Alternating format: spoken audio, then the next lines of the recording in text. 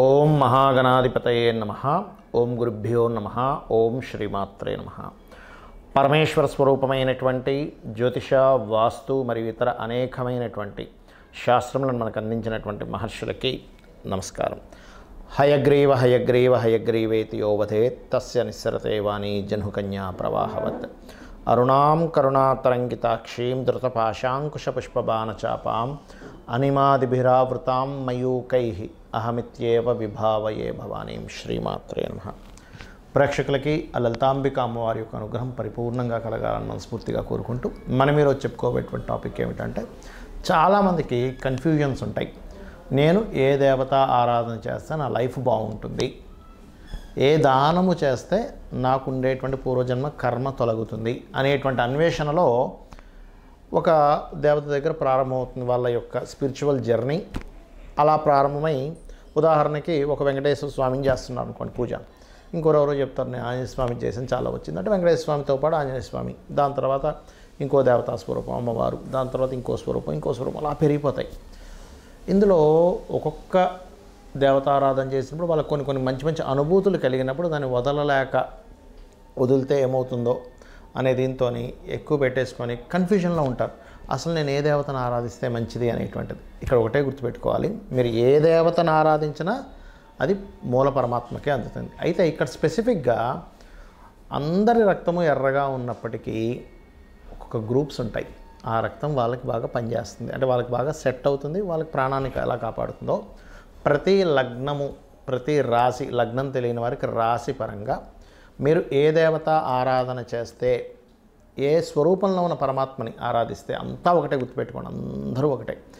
ఏ స్వరూపంలో ఉన్నటువంటి పరమాత్మని మీరు ప్రార్థిస్తే మీకు పూర్వజన్మ కర్మ తొలగుతుంది, ఏ దానము ఇస్తే మీకు బాగుంటుంది అనేటువంటి విషయాలు ఒక్కొక్క లగ్నరీత్యా, లగ్నం తెలియని వారి రాశిరీత్యా తెలుసుకుందాం. అయితే ఈ విషయాలు చెప్తుంది నేనైనప్పటికీ కూడా చెప్పేస్తుంది సాక్షాత్ లలిత అమ్మవారిగా భావిస్తూ ఒక్కొక్క లగ్నం గురించి మనం తెలుసుకుందాం. మేషలగ్నము, మేషరాశి. మేషరాశి అంటే అందులో 3 నక్షత్రాలు ఉంటాయి, అశ్విని, భరణి, కృత్తిక. మీరు ధ్యానం చేసుకోవాల్సింది ఏమిటి? అశ్విని నక్షత్రం వారు ధ్యానంలోకి వచ్చినప్పుడు గణపతిని ధ్యానం చేయండి. భరణి నక్షత్రం వారు యముణ్ణి మరియు అమ్మవారిని ధ్యానం చేయండి. అదేవిధంగా కృత్తికా నక్షత్రం వారు శివుణ్ణి, సూర్యభగవానుణ్ణి ధ్యానం చేయండి. మేషరాశిలో లేదు మీరు మేషలగ్నంలో జన్మించారు, సర్వసాధారణంగా మేషలగ్నంలో జన్మించినట్లయితే మీ పూర్వజన్మ కర్మ బుధుడు రూల్ చేస్తూ ఉంటాడు. అందుకని మీరు దానము ఇవ్వడము మీ రాశి నుంచి, అంటే మీ లగ్నం నుంచి 6వ స్థానంలో కన్యారాశిలో ఏ గ్రహాలు ఉన్నాయో ఆ గ్రహాలకు సంబంధించింది ఇవ్వాలి. నేను మీకు ఏ గ్రహానికి ఏ దానం ఇవ్వాలనేటువంటిది వీడియో ఎండింగ్లో చెప్తాను, చూసుకోండి. అదేవిధంగా పెసలు ఖచ్చితంగా దానంగా ఇవ్వాలి, గుర్తుపెట్టుకోండి. పెసలు ఖచ్చితంగా దానంగా ఇవ్వాలి. గోవుకి మీరు గోంగూర అంటారు, ఆ పదార్థాన్ని ఖచ్చితంగా మీరు తినిపించండి. ఇక మీరు చేయవలసినటువంటి దేవత ఆరాధన ఏమిటి? సర్వసాధారణంగా మేషలగ్నంలో జన్మించారంటే పూర్వజన్మ కర్మ అప్పులు ఇవ్వడము, తీసుకునేటువంటి దీంట్లో ఉంటుంది. అంటే మీరు ఇరుక్కోవడం, ఎవరికైనా అప్పు ఇవ్వడం, బిజినెస్ రిలేటెడ్ వాళ్ళకి అప్పు ఇవ్వడం, లేదా బంధువర్గం వారితో అనవసరమైన నిందలు పడడం, దీంతో మీ యొక్క పూర్వజన్మ కర్మ కనెక్ట్ అయి ఉంటుంది. ఈ పూర్వజన్మ కర్మ ఎప్పుడు తొలగుతుంది అంటే మీరు ఉపాసించాల్సినటువంటి దేవతా స్వరూపాన్ని ఎవరినైతే ఉపాసిస్తారో వారి వల్ల మీకు క్లియర్ అవుతుంది. ముఖ్యంగా మీరు ప్రధానంగా ఉపాసించాల్సినటువంటి దేవత, అందరినీ ఉపాసించవచ్చు అందరూ కూడా, కాకపోతే ఇక్కడ మీరు సూర్యుడిని ఎక్కువగా ఉపాసించాలి. సూర్య ఆరాధన, శివారాధన మీకు అద్భుతమైనటువంటి ఫలితాలు ఇస్తుంది. అదేవిధంగా మీకు ఇంకొంచెం ఎక్కువగా ఉందండి, నాకు చాలా ఎక్కువ ప్రాబ్లం ఫేస్ చేస్తున్నాను అనుకునేటువంటి వారు పెసలతో పాటు నువ్వులు కూడా దానంగా ఇవ్వండి. 100% మీకు పూర్వజన్మ కర్మ అనేటువంటిది తగ్గుతుంది, ఇది గుర్తుపెట్టుకోండి. అలాగే ఆదివారం నాడు మీరు కొన్ని పాటించాల్సినటువంటి విషయాల్లో కూడా ఏమిటంటే, ఆదివారం నాడు ఎట్టి పరిస్థితుల్లో కూడా మాంసాహారం అలవాటు ఉన్నటువంటి వారు, మేషలగ్నం వారు అసలు తినకూడదు. ఎందుకంటే వాళ్ళకి ఏదైతే దేవత అనుగ్రహం రావాలో ఆ అనుగ్రహం ఆగిపోతూ ఉంటుంది. మిగతా వాళ్ళు కూడా ఆదివారం మాంసాహారం తినకూడదు, బుధవారం తినొచ్చు, అందులో ఇది లేదు. కాకపోతే ఇక్కడ ఏంటంటే మీరు సూర్యభగవానుడికి ప్రధానంగా ఇంకా ఉపాసనా శక్తి మీకు పెరగాలి, అనుష్ఠాన బలం పెరగాలి అని అనుకుంటే సూర్యభగవాను చూస్తూ ఓం భానుమండల మధ్యస్థ భైరవీ భగమాలినియే నమః అని చేసుకోండి. అదేవిధంగా మరొక విషయం ఏంటంటే, ఇక్కడ సూర్యభగవానుడికి నైవేద్యంగా ఆదివారం పాయసంతో చేసినటువంటి పదార్థాన్ని తినిపించండి. అంటే నైవేద్యం చేయండి, అన్ని విధాలా మీకు బాగుంటుంది. మనం పూజ చేసేటప్పుడు కొన్ని పర్టికులర్గా కొన్ని అంశాలు మీరు గుర్తుపెట్టుకోవాలి. ఏమిటది? ఎందుకంటే అలా చేస్తేనే మీకు ఆ యొక్క పూజా ఫలితము 100% మీకు వస్తుంది. ఎలా అంటే చాలామంది పూజ చేసేటప్పుడు భయంతో పూజ చేస్తుంటారు. అమ్మో ఇవాళ నేను పూజ చేయలేదు ఏమవుతుందో, అమ్మో నేను రోజు పెట్టే నైవేద్యం పెట్టలేదు ఏమవుతుందో, ఇవాళ గాబరగా చేసేసుకున్నాను ఏమవుతుందో అని. కానీ ఒకటే గుర్తుపెట్టుకోండి, ఎప్పుడూ కూడా దేవతని, అది అమ్మవారు కావచ్చు, ఈశ్వరుడు కావచ్చు, నారాయణుడు కావచ్చు, గుర్తుపెట్టుకోండి. వాళ్ళని మనం ఒక చిన్న పిల్లవాడిని తల్లి ఎలా అయితే చూస్తుందో, అమ్మాయి కావచ్చు అబ్బాయి కావచ్చు, తల్లి వాడిని చాలా జాగ్రత్తగా పెంచుతుంది. అంటే అట్లాగా వాడి నుంచి ఏమీ ఎక్స్పెక్ట్ చేయదు, కేవలం వాడిని పెంచడంలోనే ఆనందం పొందుతూ ఉంటుంది.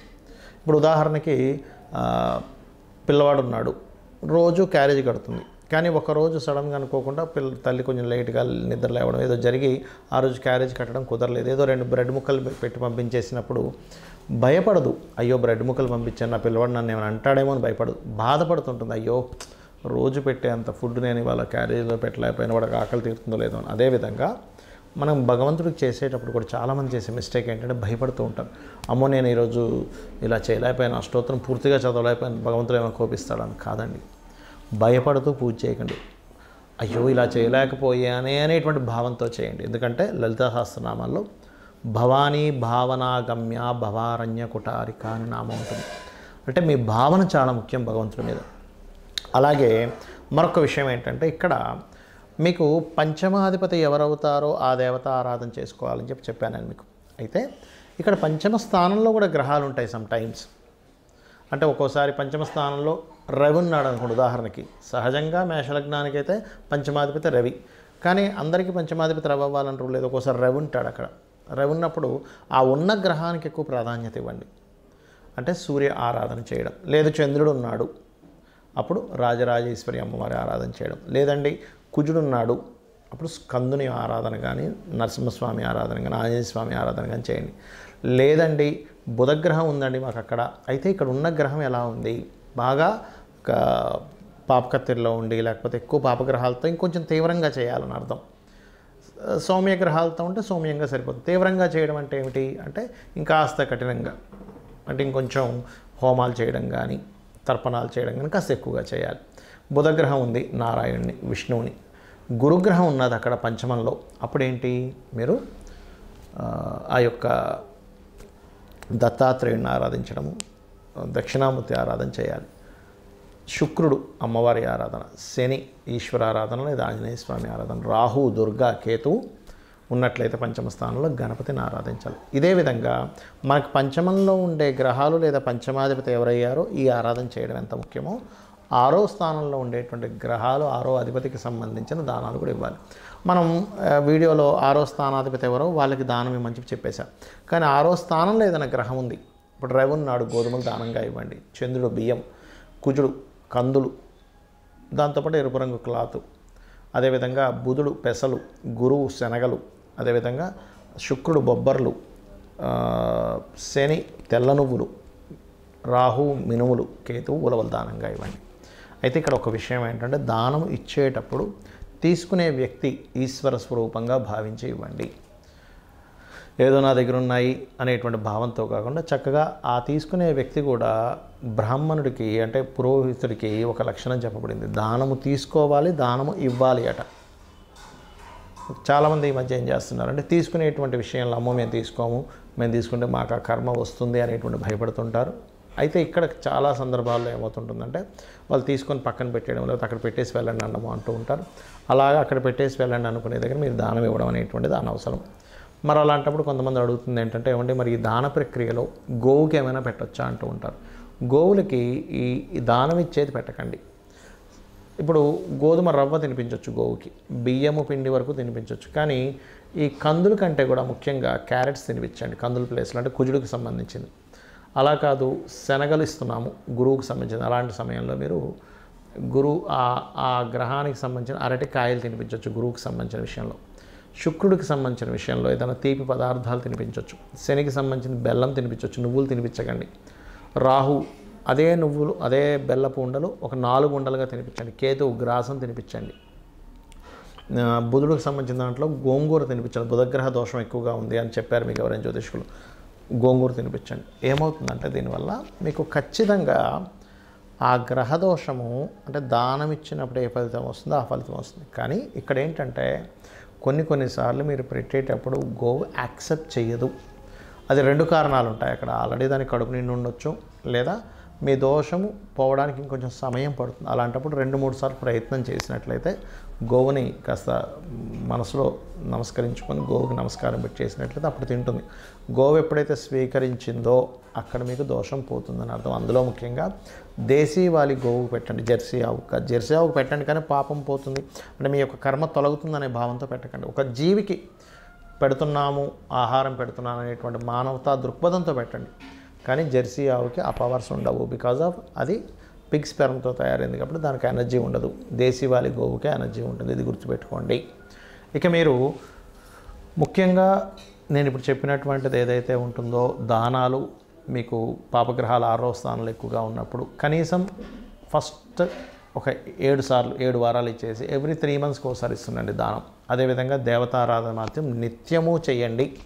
ఏమండి మాకు సమయం లేదు, నిత్యము దేవతారాధన చేసుకునేంత సమయం లేదంటే ఆ దేవత నామాన్ని కనీసం స్మరించుకుంటూ ఉండండి. కొంతమందికి సమయం ఉండదు, కొంతమంది పిల్లలు ఉంటారు, చదువుకునే ఇది ఉంటుంది, కొంతమందికి పొద్దున్న వెళ్ళిపోతే ఎప్పుడో రాత్రి రావాల్సి వస్తూ ఉంటుంది. వాళ్ళ వర్క్స్ అలా ఉంటాయి. అంత మాత్రం చేత వాళ్ళు ఏదో విపరీతంగా సంపాదిస్తారని కూడా ఉండదు. కానీ మనసులో చేసుకునే సమయం ఉంటుంది మీకు. మనసులో ఇప్పుడు ఉదాహరణకి ఓం నమో నారాయణాయ, ఓం శ్రీమాత్రే నమః అనుకుంటూ ఉండండి. ఖచ్చితంగా మిమ్మల్ని ఆ దేవత రక్షిస్తుంది. శ్రీమాత్రే నమః.